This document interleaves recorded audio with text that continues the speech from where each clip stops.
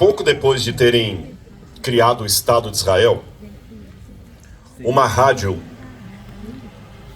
entrevistou um judeu da Europa que tinha sobrevivido ao Holocausto nazista. E o locutor da rádio perguntou ao judeu: como é que vocês fazem para manter as tradições de vocês? Veja, nossos jovens não mantêm as nossas tradições. Vocês até agora não tinham nenhum país, viviam em países diferentes. Qual que é o segredo de vocês? E todo judeu, como sempre, responde uma pergunta contra pergunta. O judeu perguntou para o locutor: qual é o dia principal de vocês? O locutor, que era americano, falou: bom, é o 4 de julho, que é o dia da independência. Ele falou: pois é, o nosso dia da independência é o 14 de Nissan. Muito bem, é a nossa Pêssar, a Páscoa. Onde é que você aprendeu sobre o dia da independência? O locutor falou: eu aprendi na escola. Na escola? Quando eu tinha 10 anos de idade, 8, 10 anos, a gente ia para a escola, a professora ensinava, tinha parada militar. E hoje, como é que você celebra o dia da independência? Eu aproveito o feriado para dormir até mais tarde, fazer um barbecue, e só isso. Sabe como nós, judeus, celebramos a nossa independência? Nós não esperamos a criança chegar na escola para aprender. Ela aprende com a mãe em casa e com o pai. E a gente não aproveita o dia de feriado para fazer barbecue. A gente come os mesmos alimentos que os hebreus comeram quando saíram do Egito.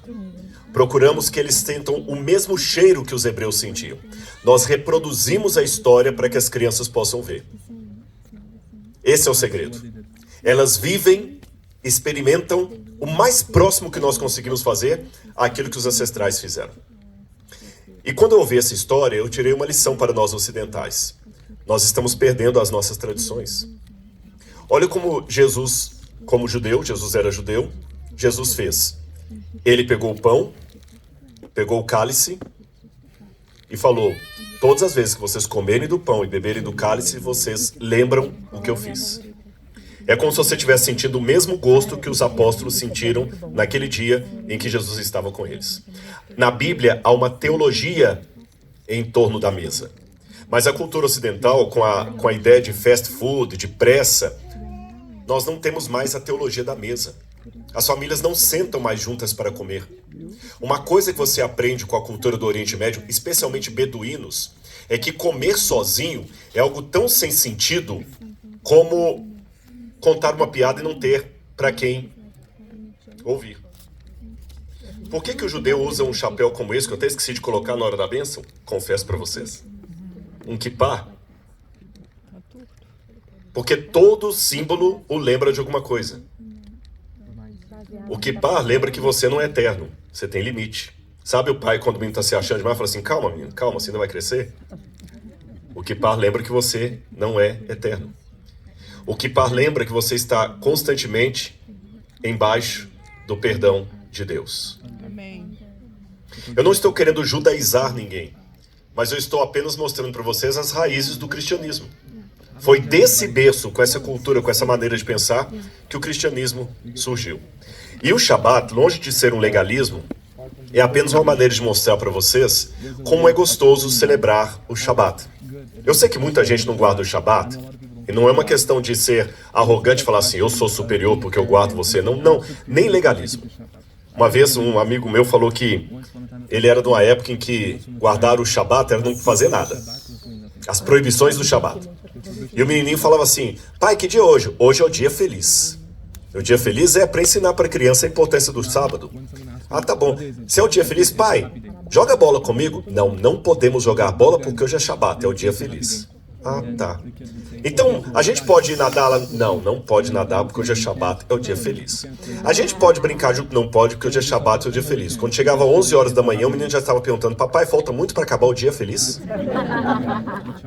Então temos que tomar cuidado para não ter uma visão legalista do significado, vocês entendem?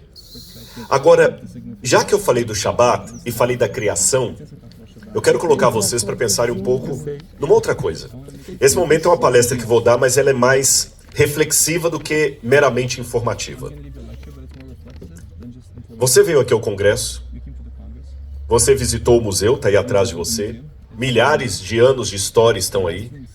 Mas você já parou para pensar que as pessoas que fizeram o acervo que está no museu já não existem mais?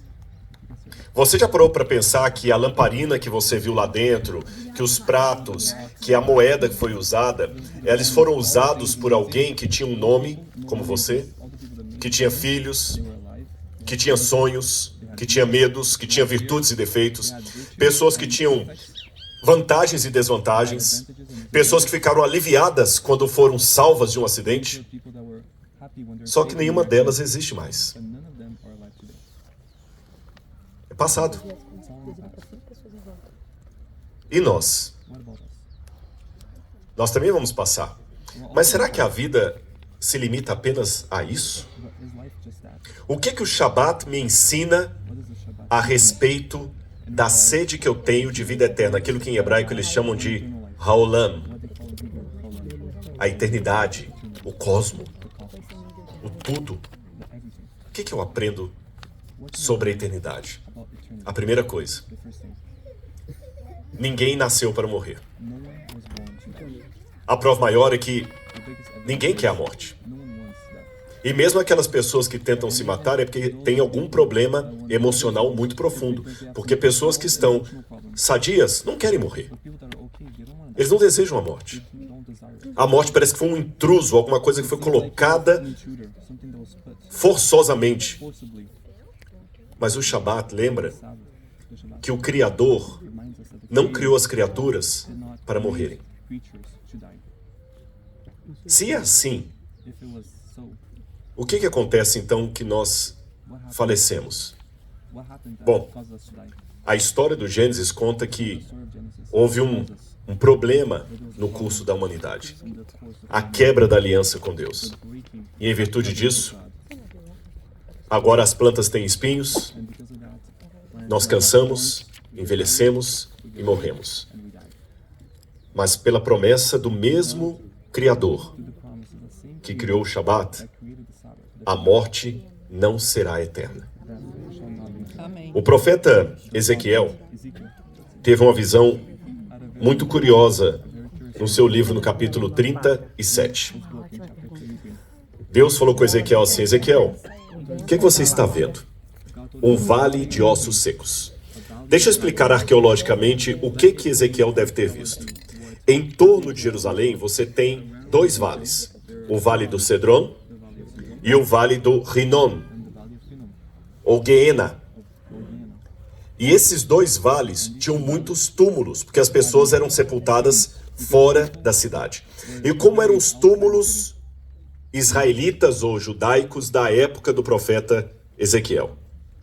Havia um buraco parecido com esse, eu não sei se a câmera consegue ver aqui, se consegue dar uma iluminação lá dentro, se precisar. E lá dentro você vê que tem uma cama de pedra. Eles colocavam o corpo da pessoa na cama de pedra. Vocês estão conseguindo ver no telão aí? Colocavam o corpo na cama de pedra. E quando, depois de um ano aproximadamente, só estavam os ossos eram recolhidos e jogados num buraco abaixo da cama de pedra, onde já havia ossos de outros antepassados. Então eles pegavam os ossos daquele que morreu, recolhiam e jogavam abaixo junto com ossos de outros antepassados. Então criou-se uma expressão idiomática em hebraico que é recolhido aos seus ancestrais. Significa, ele morreu, ele foi recolhido. Essa passagem tem várias vezes no Antigo Testamento. Quando José morreu, fala que José morreu e foi recolhido aos seus ancestrais.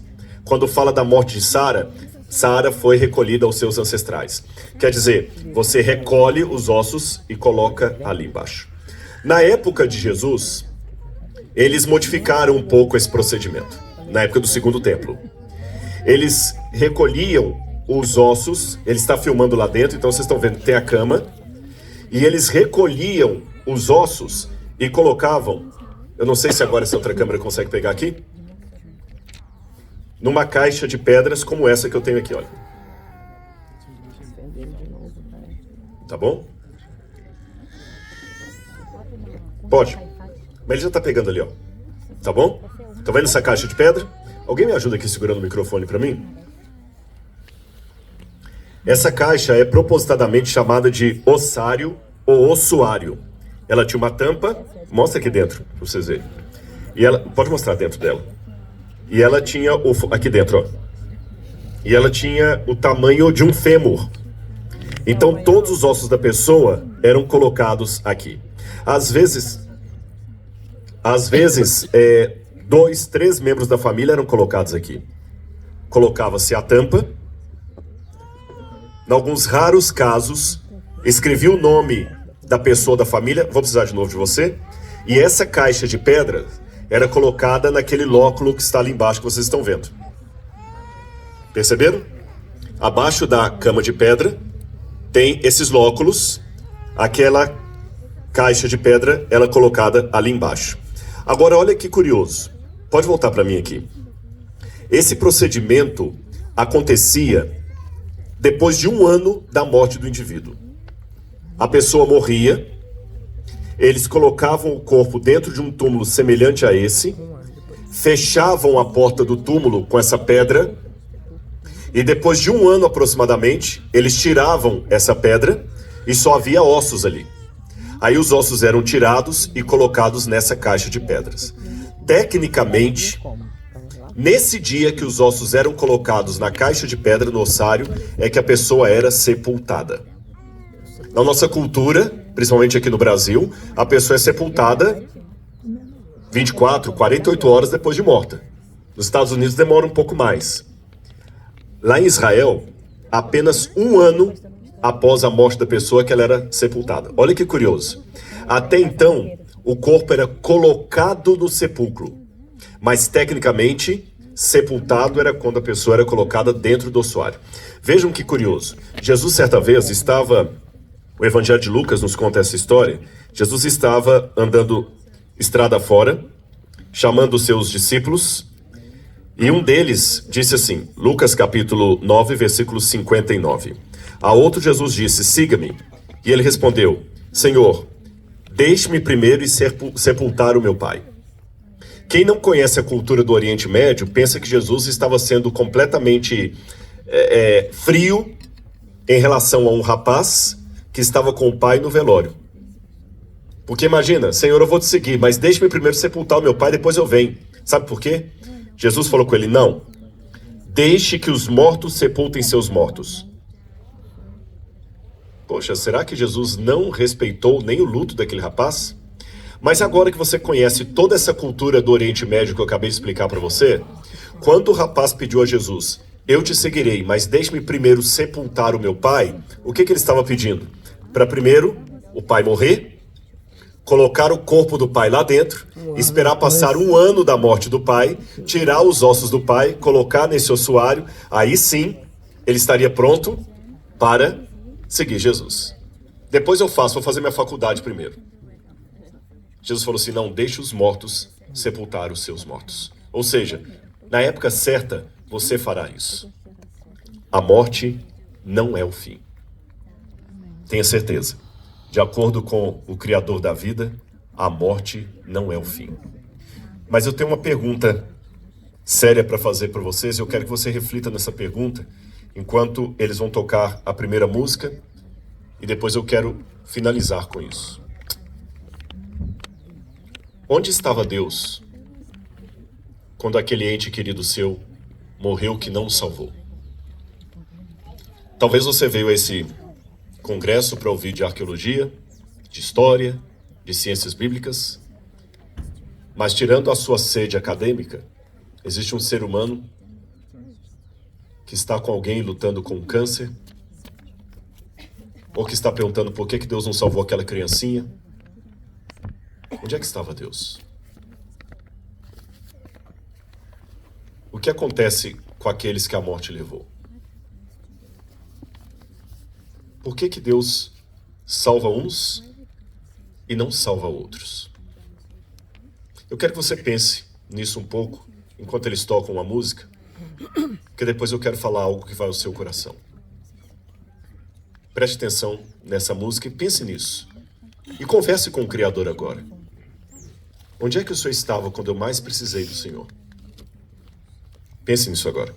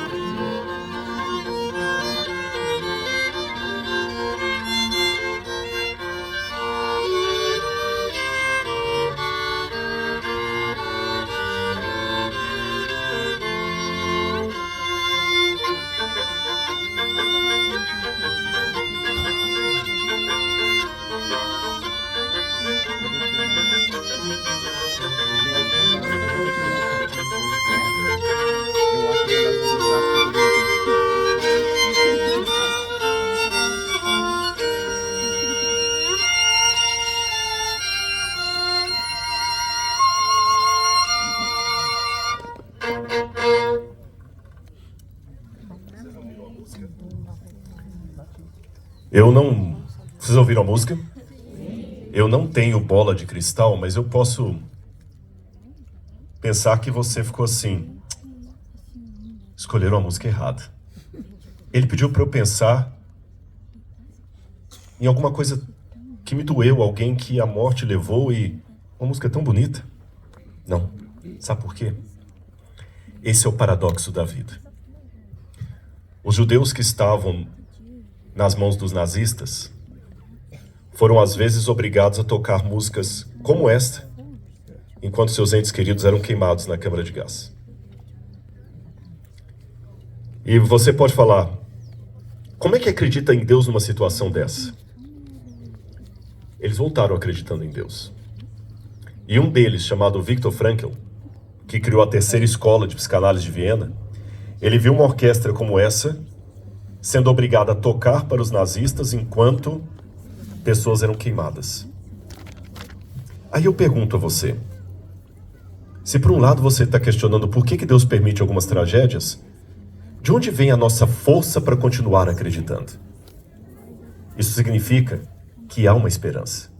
Lembra que eu comecei essa fala mencionando a visão de Ezequiel do Vale de Ossos Secos, que havia vários túmulos ali em volta? Deus falou com ele, Ezequiel, profetiza esses ossos para que vivam. Senhor, mas eles morreram, são ossos secos. Profetiza para que vivam. E a profecia diz que os ossos começaram a levantar e pegaram articulação. E Deus falou, eu trarei vida novamente. Amém. É por essa razão que quando o cristianismo começa também, começa com a cena de um túmulo vazio, onde Deus repete a promessa, eu trarei a vida novamente. Então, eu quero colocar para você uma coisa bem clara. Eu sei que você veio aqui para ouvir de arqueologia, de ciência, de intelecto, mas por detrás do seu raciocínio existe um sentimento, um coração. E deixe-me dizer para você nesse momento, há esperança. A ciência consegue mapear o cérebro, mas a ciência não capta a consciência. Nós conseguimos ver mais ou menos como funciona a máquina, mas não sabemos por que ela começou. Mas uma coisa eu tenho certeza, existe um Criador. E Ele quer dizer para você que, se você crer, ainda que esteja morto, você viverá. Amém. Coloque isso no seu coração agora. Tudo que estamos falando de arqueologia aqui é a respeito de um livro que é o único livro religioso que fala: verifique a minha história para ver se o que eu estou falando é verdade. Não existe arqueologia do Bhagavad Gita, não existe arqueologia do livro dos Vedas, não existe arqueologia nem do Alcorão, mas existe arqueologia bíblica. Porque se a Escritura estiver contando uma história verdadeira, a teologia que se assenta sobre essa história também será verdadeira. E eu posso afirmar para você, não somente essa história é verdadeira, como o Deus dessa história é tão verdadeiro que quase dá para tocá-lo. Eu vou terminar com uma parábola para você pensar. Já que eu estou diante de músicos, dizem que uma vez, num teatro, havia um grupo de camundongos que moravam dentro de um piano de cauda. E o que os camundongos mais apreciavam era ouvir o pianista apresentando o seu concerto, tocando Chopin, Bach, Beethoven, tocava muito bem.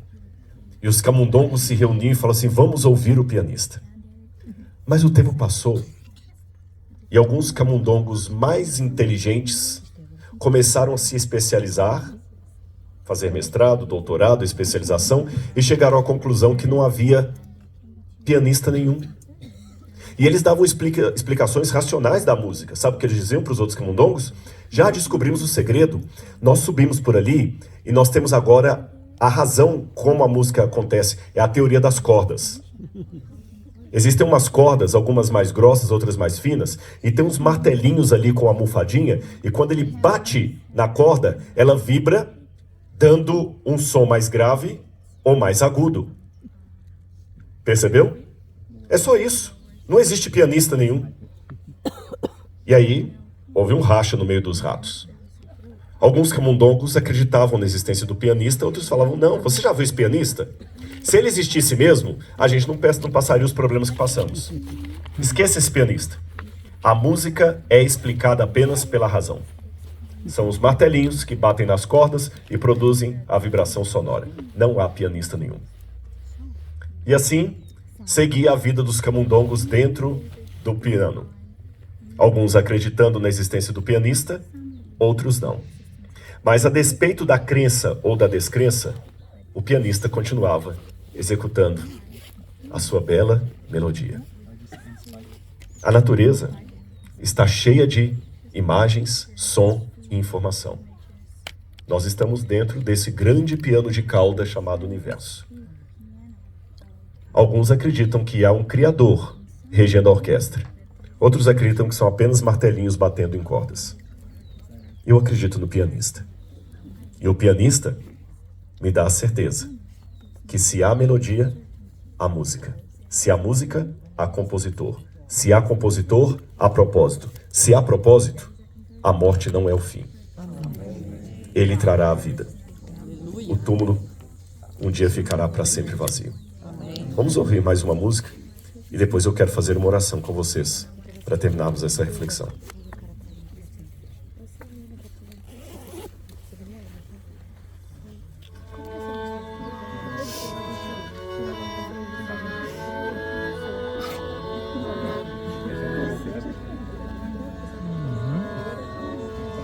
Quantos minutos? 25 minutos.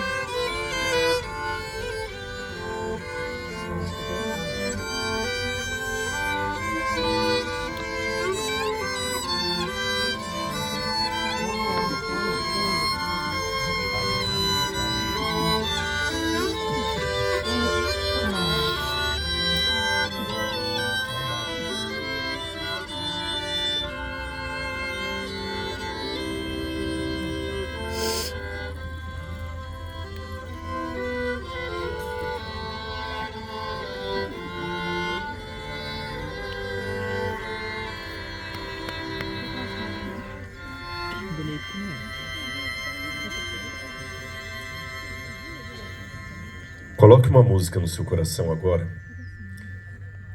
Você me permite quebrar o protocolo de um congresso acadêmico e convidar você a falar com o Criador no seu coração? Se você me permite, eu queria convidar você a fechar os seus olhos agora. E eu vou fazer uma oração ao Criador, por mim e por você. Senhor Deus, Rei do Universo, o sofrimento traz lágrimas aos olhos, traz medo. E eu confesso, Senhor, que eu não tenho uma resposta racional para todas as dores que cada um aqui enfrentou ou está enfrentando. Não tenho, Senhor. Eu também não tenho uma pílula mágica para dar agora e todos os problemas acabarem instantaneamente. Não tenho. Eu não tenho a cura para todas as doenças. Na verdade, eu não tenho a cura para nenhuma delas. Eu não tenho o recurso financeiro para acabar com a fome no mundo. Mas uma coisa eu tenho, Senhor. E por teu amor eu expresso isso nessa oração com os meus irmãos e irmãs. Eu tenho a esperança. A esperança de que um dia haverá um novo céu e uma nova terra. Porque esse primeiro céu e essa primeira terra passarão. E o Senhor fará novas todas as coisas. E o Senhor enxugará dos olhos toda lágrima. E não haverá mais morte, nem pranto, nem dor. Porque as primeiras coisas passaram e se fizeram novas. Vivemos num mundo, Senhor, que dia após dia coloca as coisas do teu reino em segundo lugar. Vivemos num mundo que já não acredita mais, que perdeu a teologia da mesa, um mundo que está desafiando os princípios eternos. Vivemos num mundo que está quebrando a aliança. Um mundo que está mergulhado no ódio, na discriminação. Mas, Pai, que o Senhor possa fazer de cada um de nós um instrumento da Tua paz. Amém. Conforme aquela antiga oração de São Francisco de Assis. Que onde houver ódio, Senhor, que possamos levar o amor. Amém. Onde houver ofensa, que possamos levar o perdão. Onde houver discórdia, que possamos levar a união. Onde houver dúvidas, que possamos levar a fé. Onde houver erro, que nós levemos a verdade. Onde houver desespero, que levemos a esperança. Onde houver tristeza, que levemos a alegria. E onde houver trevas, que levemos a luz. Ó Mestre, faça com que cada um de nós possa se tornar instrumento da Tua paz. Porque nós sabemos que muitas vezes é consolando que nós seremos consolados. É perdoando que nós seremos perdoados. E talvez será morrendo que nós viveremos para a vida eterna. Guarda-nos, Senhor, por Tua graça, em Teu nome. Amém. Amém.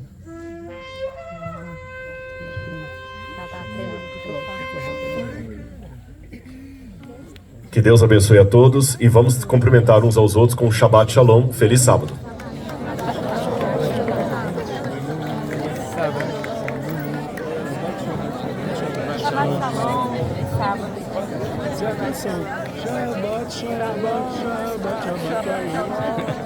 Neste clima consagrado, neste momento especial, nesse findar de tarde extraordinário, eu quero relembrar a você que se programou para jantar no